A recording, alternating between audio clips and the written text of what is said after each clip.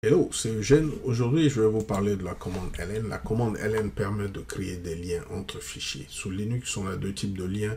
Il y a ce qu'on appelle les liens symboliques et les liens durs. Alors, on va essayer d'expliquer en détail quelle est la différence entre les liens symboliques et les liens durs. Alors, un lien symbolique fonctionne exactement comme les raccourcis sous Windows. Quand vous créez un lien symbolique vers un fichier cible, le lien vous permet d'accéder indirectement au contenu du fichier cible, ce qui vous permet ainsi de le modifier. Ok? Et donc, quand vous créez un lien symbolique, c'est juste un petit fichier que vous créez qui contient le chemin vers le fichier cible, comme je l'ai illustré ici sur ce diagramme. Ok, donc toute opération que vous faites sur le lien est automatiquement exécutée sur le fichier cible. Alors, ça explique pourquoi quand vous supprimez le fichier cible, le lien symbolique ne fonctionne plus. La raison, c'est que quand vous supprimez un fichier, le chemin vers le fichier n'existe plus. Donc, quand vous essayez d'interroger le lien, il vous dit tout simplement que le fichier n'existe pas. C'est parce que tout simplement le path en tant que tel n'est plus retrouvable. Par contre, quand vous créez un lien dur vers un fichier cible, c'est juste un deuxième nom que vous ajoutez au fichier cible. Donc, vous avez deux noms qui pointent sur le même contenu sur le disque. Alors, les deux noms vous permettent ainsi de modifier le contenu du fichier 1 sur le disque. Ok?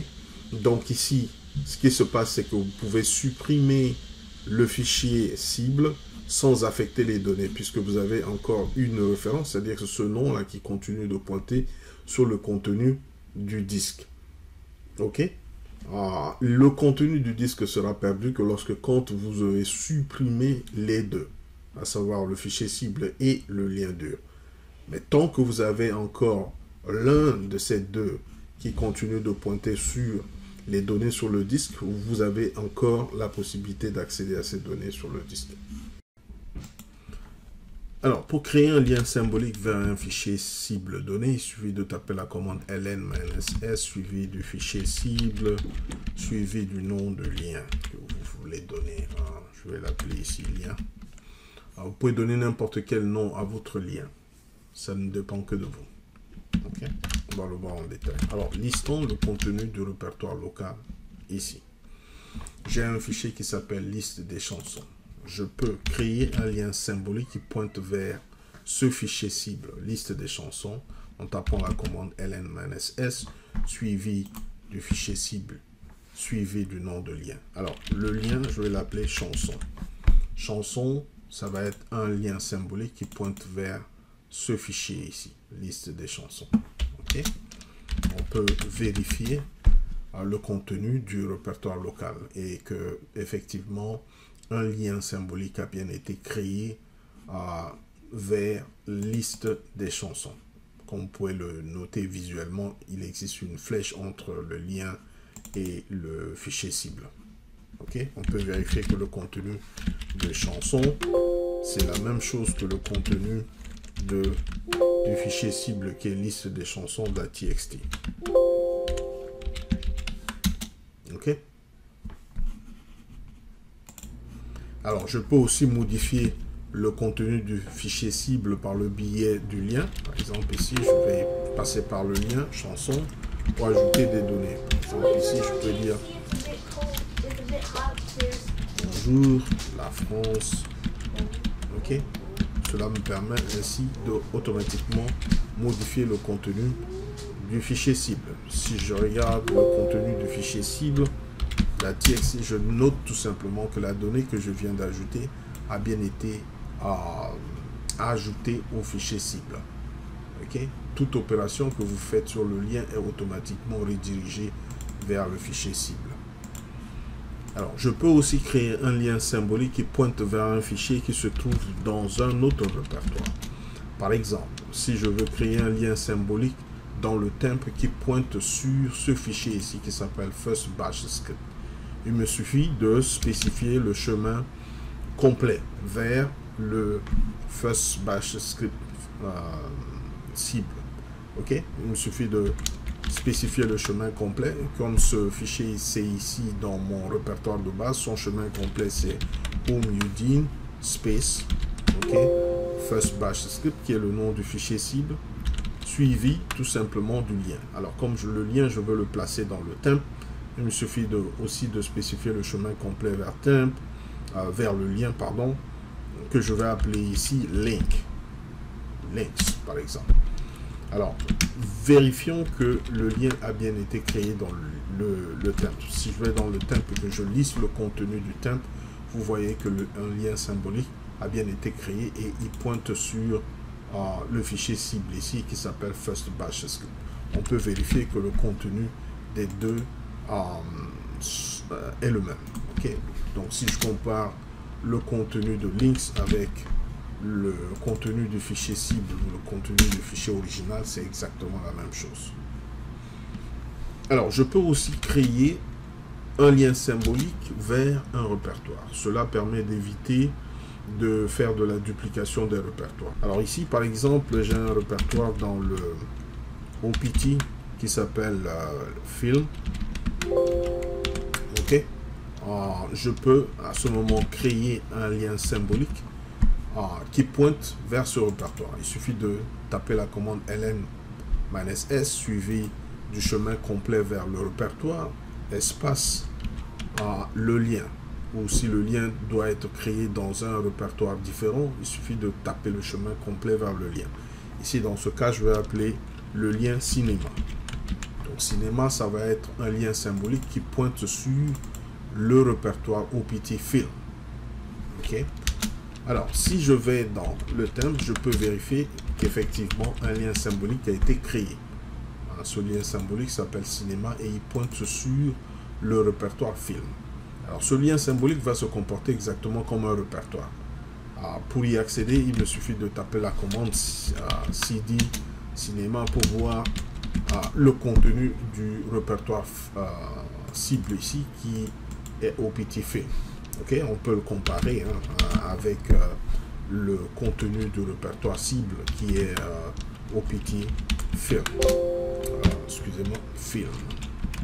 Donc vous voyez que le contenu est le même. Ok, le contenu de cinéma est le même.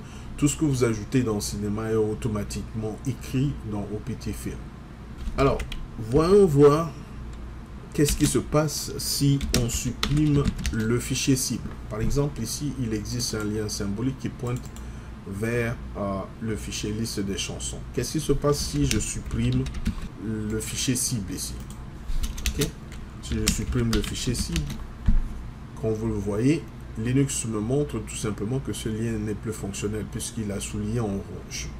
La raison, comme on l'a expliqué précédemment, c'est qu'un lien symbolique contient tout simplement le chemin vers le fichier cible. Quand vous supprimez le fichier cible, le chemin ne marche plus.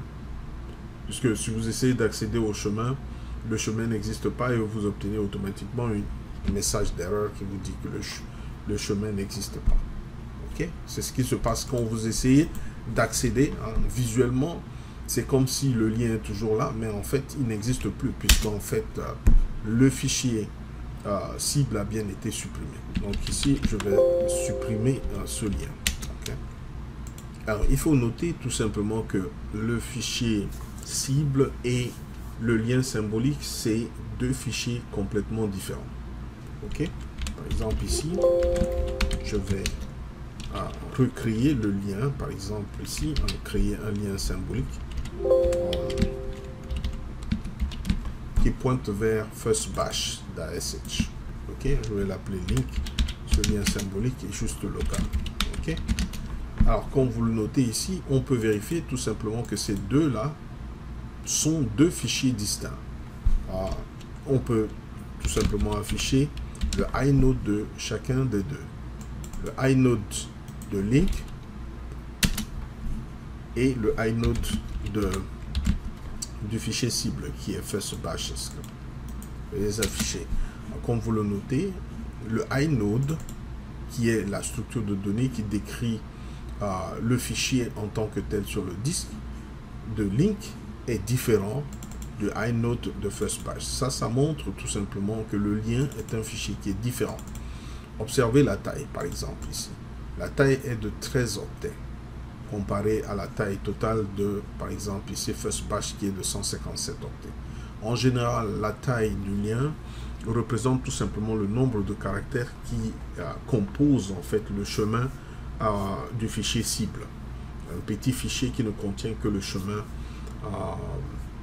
vers le fichier cible. Alors, regardons le cas des liens durs. Pour créer un lien dur, il suffit de taper la commande ln suivi du fichier cible, suivi du nom de fichier. Prenons par exemple le cas de Ansible Audacity par contre. Alors, je vais créer un lien dur qui s'appelle ANSDUR, juste pour illustrer le concept de lien dur. ANSDUR, c'est un lien dur qui pointe sur le fichier original Ansible Audacity. Ok. Alors, regardons ce qui se passe ici en local. Okay. Comme vous le notez ici, dans le cas des liens durs, il n'y a rien ici visuellement qui me dit tout simplement que ANSDUR est lié à quoi? À Ansible Audacity. ANSDUR est là, il n'y a rien visuellement qui me montre qu'il est lié à Ansible Audacity. C'est pas comme dans le cas des liens symboliques. Dans le cas des liens symboliques, vous avez une flèche qui indique qu'il existe un lien entre le lien et la cible. Mais dans le cas des liens durs, il n'y a pas de lien. Apparemment, rien qui montre qu'il existe un lien entre les deux. Except that, le nombre total de liens qui va vers ANSDUR est égal à 2. Ok? Et vous avez aussi le nombre total de liens qui va vers le fichier cible qui est égal à 2. Ok? Alors, voyons que le contenu des deux est quasiment le même. On peut le vérifier, par exemple ici, je vais vérifier le contenu du fichier cible, c'est exactement la même chose. Ok? Alors, regardons aussi le inode du lien dur. Pour afficher le inode du lien dur, je tape tout simplement la commande ls-li comme je l'ai fait précédemment, suivi du lien dur. Ok? On va regarder et on va comparer avec le inode du fichier cible qui est Ansible Audacity. Comme vous le notez, dans le cas des liens durs, le inode du lien dur, c'est la même chose que le inode du fichier cible. Ok, cela montre tout simplement qu'un lien dur, c'est juste un second nom sur les données du fichier original, ou encore un second nom sur le fichier cible. Les deux, le fichier cible et le lien dur, pointent sur les mêmes données sur le disque. Okay? Je peux modifier le contenu du disque par le biais du lien dur, comme je peux le faire aussi par le biais du fichier cible lui-même. Par exemple ici, je peux venir ici et décommenter par exemple cette ligne, et quand j'interroge le contenu du fichier cible, cela se reflète automatiquement de l'autre côté sur le fichier cible. Comme vous le notez ici. Okay? Il a été aussi décommenté ici. Alors, ce qu'il faut noter, c'est que les liens durs ont des limitations. On ne peut pas, par exemple, créer un lien dur vers un répertoire comme on peut le faire dans le cas des liens symboliques. Et aussi, on ne peut pas créer un lien dur vers un fichier qui se trouve dans une partition différente. Je vous donne un exemple. Si vous essayez, par exemple, ici, de créer un lien dur dans le boot qui pointe vers un fichier qui se trouve dans le slash, la commande ln va échouer. Il va vous dire tout simplement que ce n'est pas possible de créer un lien dur entre les deux. Ok? Je vous remercie pour votre attention.